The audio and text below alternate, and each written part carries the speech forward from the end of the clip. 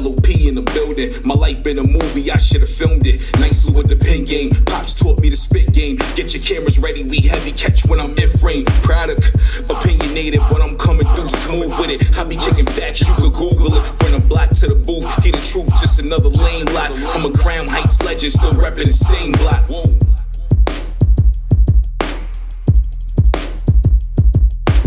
You are now listening to the Life of Produk podcast. Yeah, what up, man? It's the boy Produk. You are now locked into the Life of Produk podcast, episode 6. I want to say thank you to everybody. Your support means the world to me. You guys are pushing the show. You guys are retweeting it, sharing it, liking it. All of your support is going to help this show go the way it needs to be, and I really thank you guys. So today, this is episode 6. I want to talk to you guys today about taking chances, and I think taking chances is a very important thing in life. And speaking from experience, I've lost out on great opportunities because I was afraid to take a chance. You know, sometimes we become so complacent and so comfortable in the things that we're already doing. We'll accept failure, or we'll set up to accept failure. We'll be so comfortable that it would hurt more to put your best foot forward and to actually try what you really want to do in life. And it's something that I never really understood. It was something I didn't understand that I was actually doing myself. And this is real talk. I see people, you know, from the outside, it's easier to look than it is from the inside. So for years, there were things I wanted to do or needed to do. I just could not get there to that point to do it because I was afraid. I was afraid of failure. I was afraid to try it, spend the money to try it, spend the time to do it, and it not happen. And I can honestly say that is the worst attitude to have. You know what I'm saying? And a lot of people, they have this attitude, well, if I don't try it, I can't set myself up for failure. I won't be disappointed. Fuck that shit. Do that shit. Do what you want to do. Set yourself up for a win. A lot of us set ourselves up for a failure. You have to set yourself up to win. I said on a few episodes back, fear has the ability to hurt other people. Guess what? Fear has the ability to hurt yourself, because if you are afraid to do what you need to do, it's going to hurt you. It's going to hinder you. You're not going to get the way you need to be. That goes for like anything. Like you might want to get another job. You might be afraid to apply for it. You might want to get a job that you need a certification for. You might be afraid to go back to school or to get that certification because school is hard for you. And I'm gonna keep it real with y'all. The older you get, the harder school is gonna get. I remember when I was in college years ago, there was a man, and really cool dude. I believe the man had just turned 40. Very young looking for his age, cool ass dude. And he was telling a lot of us that his job had just closed, and he was on his job, I believe, for like 15, 20 years. I can't remember what the job was, but it was a great job. So what the other field of interest that he had in life, he needed to get a degree for it, or whatever it was, certification degree, associate's degree, I can't remember. But he knew how to do the job. He just needed that piece of paper. And at 40 years old, he got his ass up, went back to school, got it. And to my knowledge, the last time I saw the man, he was doing that. Now, it's not easy. It is. Imagine at 40 years old, you've already graduated high school, you had a career or a really good job for whatever years, it shuts down, and now you have to complete this obstacle. And for a lot of older people, that shit is not easy. And mentally and emotionally as well. Emotionally, imagine you 40 years old sitting in a classroom with 18 and 19-year-olds. These kids ain't even experienced life yet. And say if the subject is an algebra class and this shit comes natural to them, and you're sitting there looking like, yo, what the fuck? You know what I'm saying? Because you graduated school years ago when the internet first started popping. So now you're looking like, yo, I don't know how to do this shit. But that's the fear part is gonna kick in when that shit happens. Don't let the fear part, don't let it kick in. You gotta defeat that shit. You gotta take your fears, you gotta crumble that shit up and step on it. You gotta kick that shit out the door, because you need to poke your chest out and walk on some big grown man shit or grown woman shit. And that's for real. I remember Steve Harvey said it, right? Steve Harvey, I can't remember verbatim word for word what it was, but Steve Harvey said this a few years ago, and the shit stuck with me. He said, we'll go to the top of the mountain, we'll get all the way to the top, but we'll be afraid to jump off. What's the point of going all the way to the top of the mountain if you're not going to try and fly? You'll get there, you won't test your wings out. You won't know if you could soar over this shit. That jump might be the change that you need. That jump off the mountain. You take that jump off the mountain, you start flying, you let your wings flap, you soar. That shit might be the reason for generational wealth. It might be the jump that changed your whole life. Everything leading up to that shit might be out the window. All of the pain you experienced, the bad experiences that you had, the life lessons that you had might be out the window. So Steve Harvey said it best, and I absolutely wholeheartedly understand it. I've experienced that shit, and I real talk, man. I wanted to, even with my podcast, I wanted to do the podcast for a while now. I remember originally I was supposed to do a podcast. Me, my cousin, and my homegirl Tiffany. We were supposed to do it, but our schedules were a little crazy. I had just recently moved to New Jersey. Tiffany was uptown. My cousin was back in Brooklyn. All three of us weren't in Brooklyn no more. So with that being said, and all of the life shit that I had going on, I couldn't really get my time to do boom, boom, boom. My cousin's schedule was pretty much open on weekends. And I remember Tiffany was doing a lot. She was shooting videos. She was doing radio commercials, a lot of things like that. So it was really hard for everybody to get kind of on track. Then I let a lot of life stuff after that really consume me. The stuff in life that I was going through, it consumed me so bad. I honestly didn't have the energy, the time, or the mojo to do it. My whole willpower for wanting to do everything at that point was out the window. And I literally questioned myself multiple times saying, should I still keep doing this? Should I still keep bong, bong, bong pursuing shit or whatever? There was two situations that pretty much solidified everything. So I remember, excuse me, before my mother passed away earlier this year, my mother stayed with me, God rest her soul. My mother stayed with me before she died. So my mother was in my kitchen and she said, you know what, you should do a podcast. And I'm sitting there like, oh shit, you know what? Damn, that was a sign for me right there. She said, you got the voice for it. You will be great. You have really great conversations. She said, you see things differently from a lot of people. You know what I mean? You're able to analyze things in ways that other people can't. So right there, I said, you know what? I think I'm going to fuck with the podcast shit. So I just need to wait. I was still a little discouraged for it, but that kind of opened my eyes to say, you know what? This is something that you might want to do. So I picked up my youngest son from school one day. We're chilling. But school was actually right around the corner. It was on my block, but the entrance was right around the corner. So we're walking home. So he goes, Dad, you should do a podcast one day. And I'm thinking to myself, the fuck, you was talking to your grandmother? You know what I'm saying? But it was like, you know what?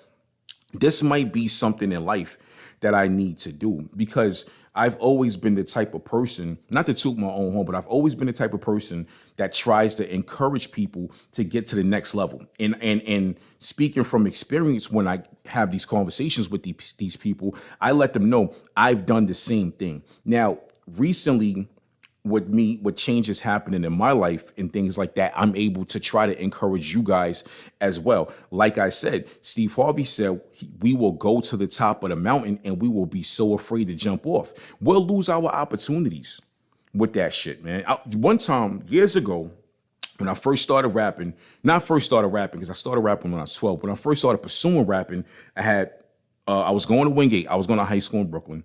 I moved to North Carolina the first time. I finished high school. And me and my brother was grinding. We was going to radio stations. I had songs on the radio. I was doing shows. We drove back to New York. We were outside the fucking Def Jam building, passing CDs out. And this is a real ass story. And I'm going to tell you about an opportunity that I had kind of missed out on. So when Joe Buttons used to be signed to Def Jam, he was signed to the big tall dude, Skane Dollar. Skane Dollar had thing on Top Records, whatever, right? So boom, I'm outside of Def Jam, small ass, even though New York is a big city, but it's a small city at the same time because you're going to run into people you know. So I ran into my cousin's cousin outside of Def Jam, and he was with his producer. They're passing out CDs. We're passing out CDs. We're kicking it, right? We see Skane walk up. And I was going to rap for him. I got kind of nervous or whatever, right? He was supposed to come back downstairs. He had to go upstairs. One of his mans that worked for the label came back downstairs to talk to us. I spit for the dude. He said, you should have rapped for Skane. I'm going to give you Skane number. He was like, you need to talk to him directly face to face. I actually spoke to Skane over the phone. we were supposed to schedule a meeting and everything like that, but it didn't really happen. But that was an opportunity that I kind of missed out on. Had I rapped for Scheme face to face, I probably would have put myself in a different tier and left the independent side of music, and I would have probably been at that level of really being in the Def Jam building, boom, boom, boom. Maybe, maybe not.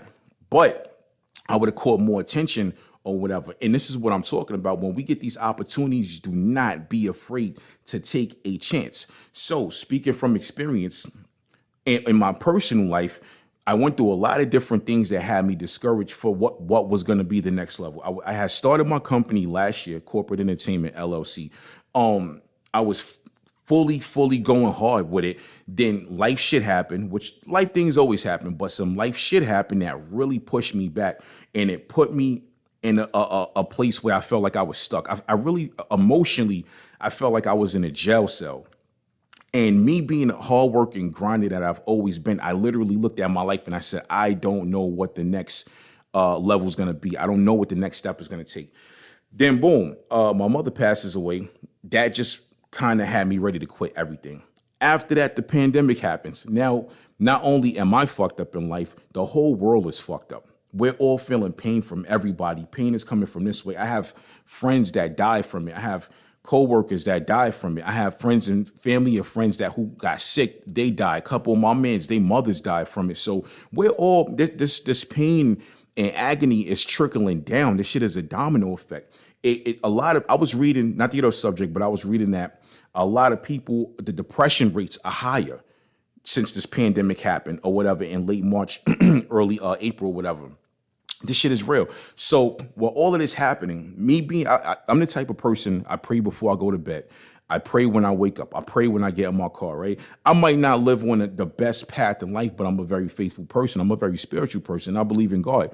So about a handful of people that are very close to me, and thank y'all, I love y'all very much, between family and friends, about a handful of people came to me after everything transpired. I was working in the airline industry, and they all came to me and they said, what are you going to do?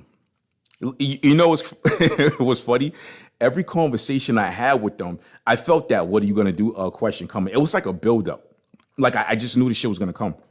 So they would all ask me, what are you going to do? What are you going to do? That was like the main question I kept getting from all of them. And I gave all of them the same exact answer. Every time they asked me what I'm going to do, I said, I'm leaving it in God's hands.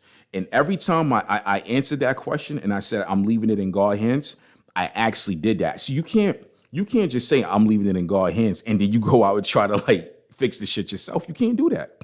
You're actually going to block your blessing for trying that. And I'm telling you know why I say that? Because I've done that shit. I've actually said before in the past, I'm leaving it in God's hands. Then I said an hour or two later, I'm going to do it this way. And it all went to shambles. Everything crumbled. So every time these people would come to me and they would say, what are you going to do? And I said, I'm leaving it in God's hands. God opened another door for me. I'm leaving it in God's hands. God opened another door. I was working, grinding. The pandemic happens. I'm in the airline industry. Hours get cut. Thank God that people didn't get laid off and furloughed like other airlines. So hours got cut. Boom. I can't. My rent is due. My car note is due. Boom, boom, boom. Leave it in God's hands. We getting $600 a week. Unemployment. That shit helped, just like every other American. Boom. Get a stimulus check. That shit helped. Boom, boom, boom. I was picked back up. Boom, boom, boom. People are saying, yo, you work at the airport, man. Mind you, airport people get sick. I worked at the airport, went through this pandemic. I worked at the airport through H1N1, Ebola, fucking SARS, the bird flu, all through that shit, right? I can honestly say this was the scariest one. Like when the swine flu shit happened, I was kind of afraid. You know what I'm saying? Thank God I lived through it. But this shit kind of scared me. And like I said, I lived through the other ones. This to be working, doing a service that's connected directly to the public. And there's hundreds of other employees walking past you every day. And you personally know some of them that are getting sick, that are quarantining, that are dying. It's going to fuck with you. It's absolutely going to fuck with you. So all these doors kept opening. And then I told myself, all right, all these doors are opening.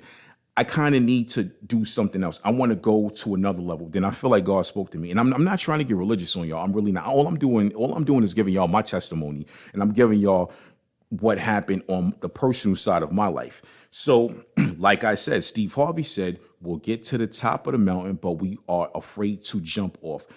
I was at one company for 13 years. And for 13 years, I seen people come and go. I seen people get fired. I seen people quit and go live their dreams. I seen people quit and try to live their dreams and go too early. So I've had multiple conversations with other people throughout the years, and they will all say, yo, when you going to quit that job? Fuck that. Go pursue music. Go boom, boom, boom.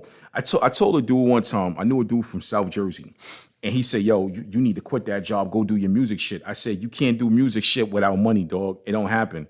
And the last thing I was about to do was go sign my whole fucking life away to somebody just to be able to do it for free. That shit was not happening. So all these years, I've seen people come and go. I knew a dude that worked for a TV company that was an engineer, and he was grinding his ass off. He was going to Manhattan from like 7 in the morning to 4 in the afternoon, mixing down TV shows right after they filmed it, going to JFK where we was at, working from like 6 to 12 in the night. You know what I mean? And I respect shit like that. And I remember having a conversation with that guy, and he said at a certain point he was exhausted. He knew it was time to make a choice. He knew it was time to take a leap of faith. He loved his job at the airport, but he loved engineering more. And he loved engineering so much, he left the airport job and pursued that full time. Even though he was doing it full time, but that was his only gig. And he said he was going to put his best foot forward and rock the fuck out. So I seen so many people throughout all of these years go, quote unquote, live their dreams. Some of it failed. And that was a fear for me. Like I said, fear, I said a while back, it has the ability to hurt other people. It also has the ability to hurt yourself. So I got to a point in life and I said, you know what? This pandemic happened. Working for people and having my livelihood in the hands of a business owner is not going to work for me. I said that shit is not going to work for me. Also, not only is it not going to work for me right now, it's dangerous for me to be going to work at an airport and coming home. I loved the company and I loved the people I was working with. I quit. And what I did before I actually quit, I weighed all my options. I prayed, I weighed all my options. I literally sat and wrote down pros and cons on a fucking loose leaf paper. You know what I'm saying? Listen, I got the ugliest fucking handwriting in the world. My handwriting is so ugly, this shit look like calligraphy, dog. I kid you not. So I sat down, I wrote down my pros and cons, and I said, boom, boom, boom, I'll do this, I'll do that. I was living in Jersey. I had moved from Brooklyn to Jersey. I was in Jersey for 4 years, right? Had the same crib. I hit my landlord up. Things were going bad at my job already because of everything going on. Spoke to my landlord. My landlord was so cool, she let me out of my lease. So she let me out of my lease. I left 2 months early, packed all my shit, and moved to North Carolina. I moved to a city about an hour from Charlotte. And I took the last set of money that I had. I got an office. I put a couple months down for the rent for the office. I said, I'm going to move my company, corporate entertainment. I'm going to do my podcast out of this office. And that's exactly what the fuck is going on. And I took that chance and I'm so happy that I did it. I haven't had this much of a breath of fresh air in years because working for a big company can be one of the most stressful things in life. You have to worry about being on time. You have to worry about compliance. You have to worry about not getting sick and calling out. You have to worry about your kids not getting sick and having to take off. You have to worry about someone picking them up for you when you're unavailable. Working outside, you have to worry about rain, sleet, snow, the heat, things like that. I appreciate what that company did for me, but my time was up. So in life, when you know your time is up, do not wear your welcome out any longer. Pack the fuck up and go do what you got to do. Because if you stay any longer, shit is going to crumble. Do not be afraid to take that chance. I don't care if taking a chance is for the job you're at. You want to upgrade and be a supervisor, take that chance. You want to be a manager, take that chance. You want to go to another department, you take that chance.